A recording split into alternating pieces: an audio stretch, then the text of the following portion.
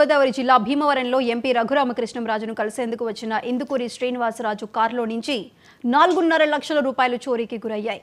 Srinivasaraju car అద్దాలను పగలగొట్టి మరీ డబ్బులు చోరీ చేశారు.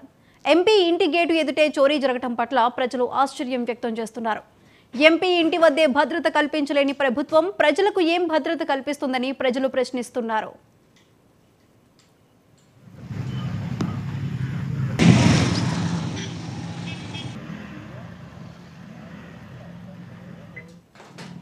నేను ఈ కారులో ఇక్కడికి ఎంపీ గారిని కలవటానికి వచ్చాము. రఘురామకృష్ణ ఈ కారులో 4,50,000 క్యాష్ ఉండగా ఇక్కడికి వచ్చి ఎవరో గుర్తు తెలియని వ్యక్తులు అద్దం పగలగొట్టి దీంట్లో క్యాష్ మొత్తం దొంగిలించి నిలిపారు. 2:30 టైం దాటిన తర్వాత ఆలమూరు మా కజిన్ అండి ఇందుకూరి శ్రీనివాసరాజు గారు ఎంపీ గారిని కలుద్దామని వచ్చామండి.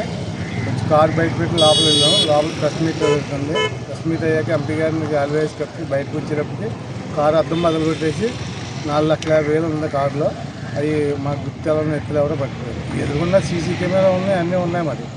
మరి ఆడెవరో దొరుకుతారో దొరకడో పోలీసులు అబ్జర్వేషన్ చేసినట్టు మాకు తెలియదండి. మేము ఫాలో అయినట్టు చూడలేదు.